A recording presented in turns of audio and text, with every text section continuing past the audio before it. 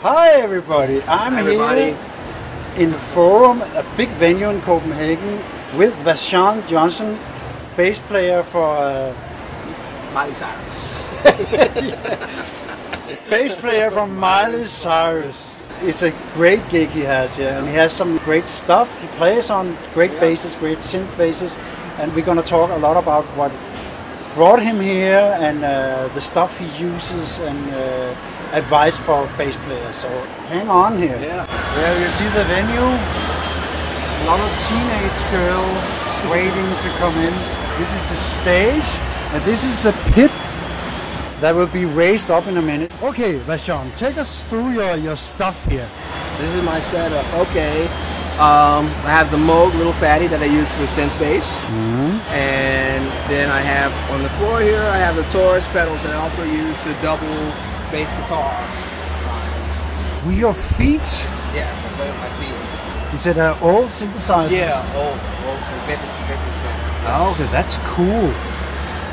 Now we're going to the Moog Little Fatty, or Moog as somebody wants to call it. That's his real name, I think. Did you program the sounds yourself? I work with programming the sounds with our front of house engineer. So we just got together one day after rehearsal and kind of went through and tried to find sounds that would be fitting for the songs and cut through in the mix and, you know, make the song sound good. So that's a bassing department. Yes. And of course you play real electric bass, and you don't play double bass on this. I do. That's out front. There's another stage. There's another stage for the show, and during the show, about halfway, we do an acoustic segment where I play upright bass. Okay. As well, and we play acoustic guitars. Yes. And it's just a smaller stage. Yeah, more intimate scene. A little bit of a transition from all of the pop and excitement that goes on up here. That sounds cool. And let's go to your main bass and rig. You have a... we'll do the basses because the basses are in the back. Yeah. I'll show you the basses in a second. But back here I have my TC Electronic 410 cabinet. And behind it, if you can see, is the Blacksmith. The TC Blacksmith too? Yes. And you got the Avalon U5. U5, one for bass and one for synth bass. Yeah. And I use Sans Tech 21 bass preamp as well. I have a tuner for each.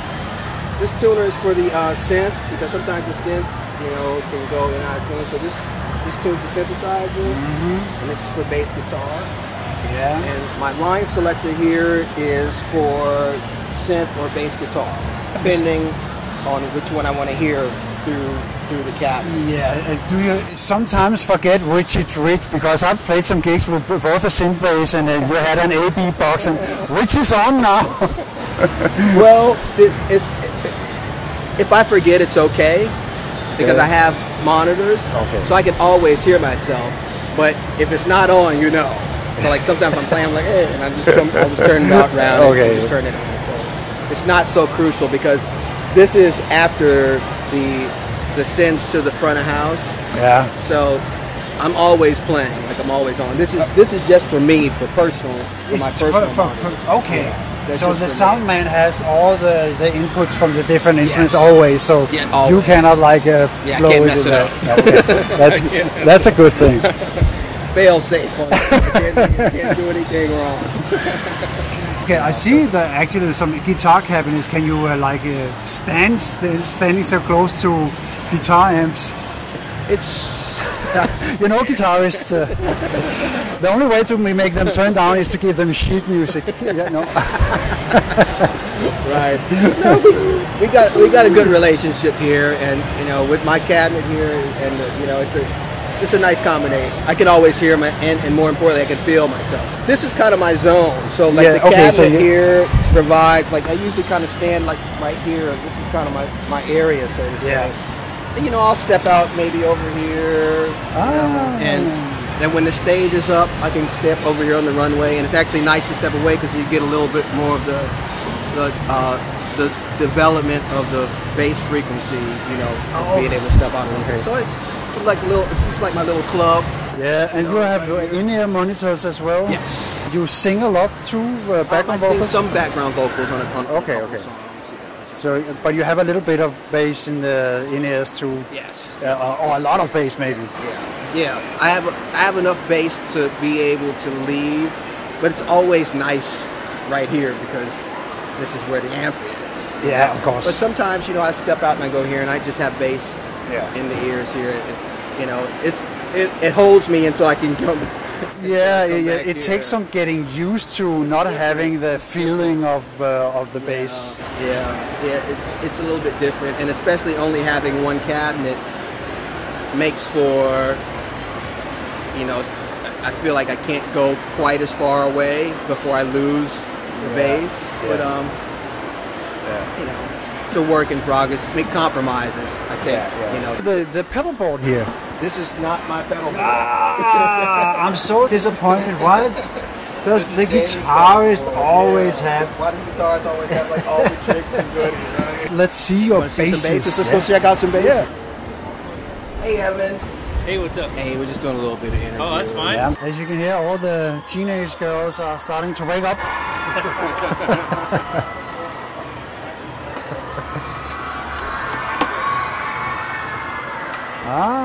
Oh, this is the bass on it. You have 4 basses, I can see. Yeah. My main bass is a Tom Stenbeck custom, and it's basically a copy of my '65 jazz bass.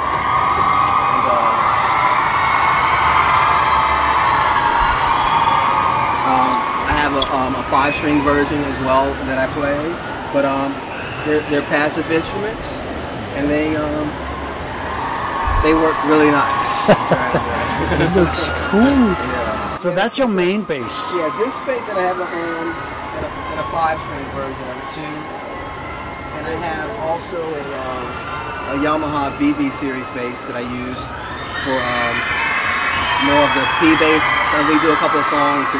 Can you show us the Yamaha?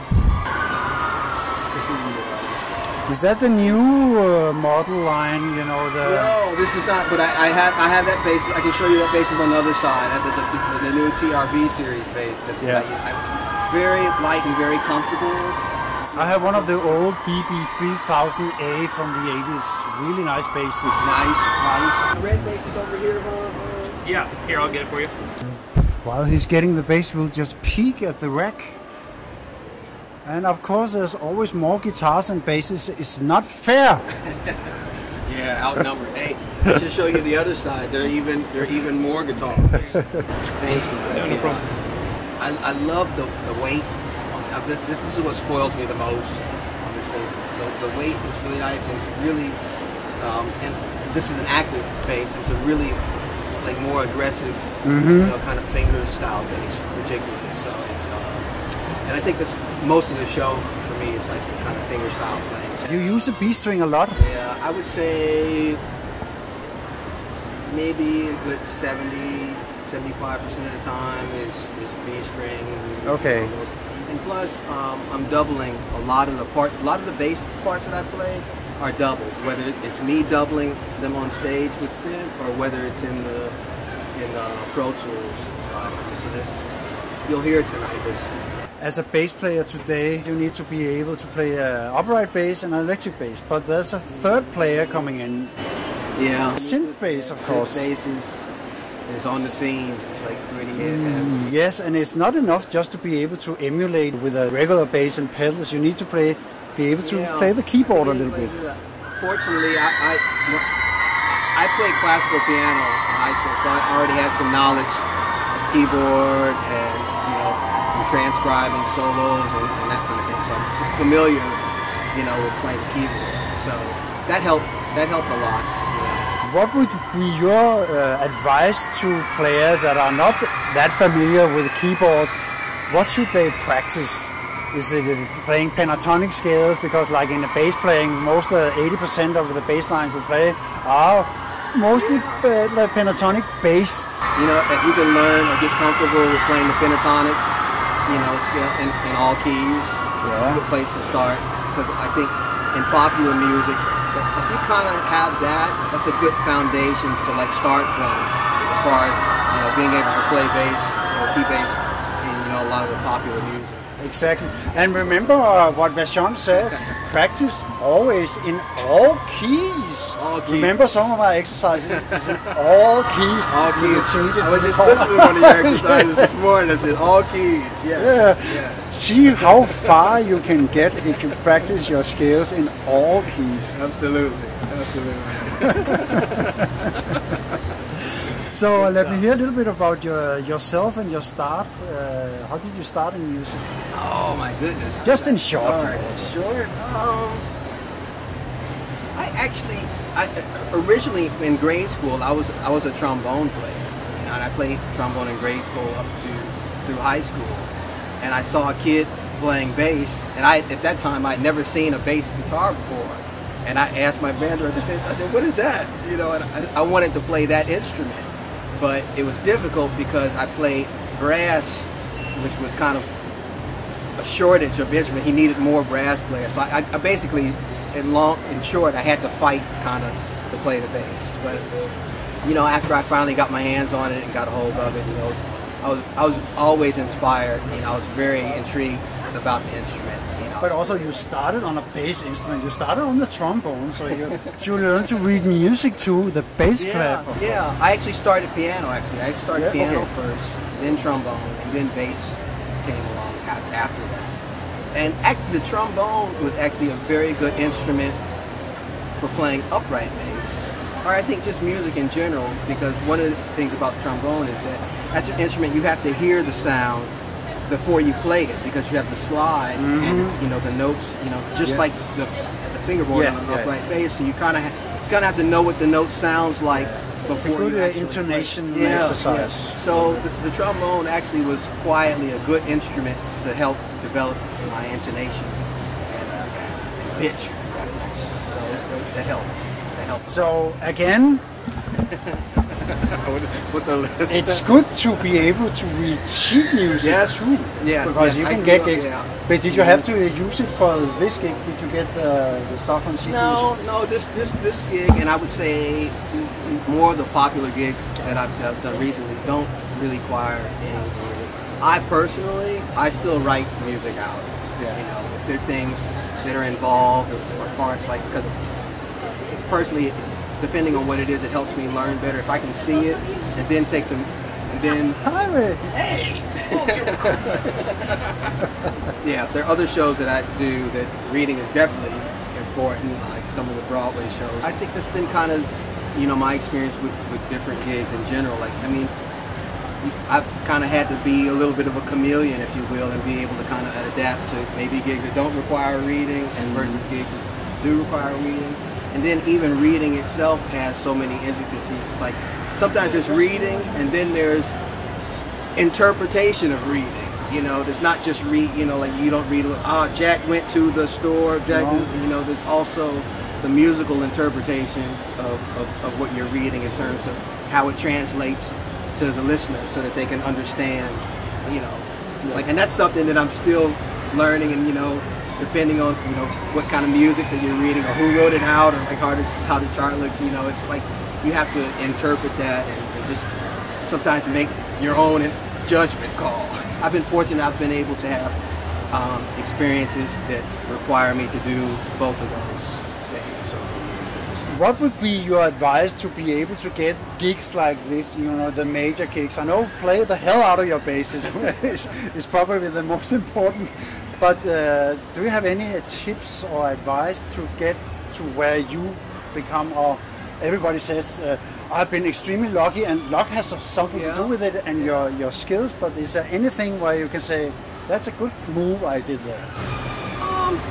I would say, I don't know what the word for it is, but I kind of just call it, I would say at this point, a lot of my experience, a lot of the good things that have happened to me don't really have anything to do with music or how well I play or don't play, for that matter. A lot of times it's relationships with people, making people feel comfortable, making people want to be around you. Yeah, exactly. You know, it's like a people skill, you know, just life skills, maybe I'd say, you know, personality, you know, just things that, you know, are kind of like the icing on the cake, and then you can say, oh, and he can play too. And I'd say, you know, trying to put yourself in situations of like I always tried to, you know, I've lived in several different cities. I'm from Chicago, I lived in New York, I went to school in New Orleans, and now in LA. So I've tried to be around what it is that I want to be, or the kind of players that I want to be. Like I had the fortune of working with like a lot of the players that I listened to, grew up listening to on records. So if I knew where they lived, I said, oh, I just kind of just go. You know, if I knew where they were playing someplace, I kind of go and just like, that goes a long way too. You know? Yeah. And then and being around them in a capacity of not like hey, but you know, tact. You know, just say hey, you know, you know, and just, you know, and I'd say a lot of those things and situations that they play themselves. You know, they work out how they're supposed to be. You know, it's like, you know, some have worked out, you know, some haven't. You know, and it's just, you know, it's just, you know, I think, you know, having an idea in mind. Like for me, doing a gig like this is something like, you know, I decided years ago that this is what I wanted to do, and I don't know that I knew how I was going to do it, but you know, the first step for me at the time was just coming to LA. You know, just actually coming, because I knew that a lot of, you know, opportunities like this start in LA. So that was the first thing, you know. And I think after that, you know, just I had some friends, you know, that I went to school with that were also from Chicago, and you know, relationships. Yeah, sure. And of course, also being in the major cities, that's where everybody goes to the major city, because that's where it's happening. That helps a lot too. Yeah, I think. Yeah. You probably wouldn't have gotten this gig in Nebraska. Maybe not so much. You knew me actually. I did know you. I know I just have to. I didn't force myself. You did not. Just as you know. It's our mutual friend from the TC Electronic, TC, actually. Shout out to TC Electronic. Yeah. That was nice how that happened. It was a nice surprise for being here in Copenhagen to meet MarloweDK.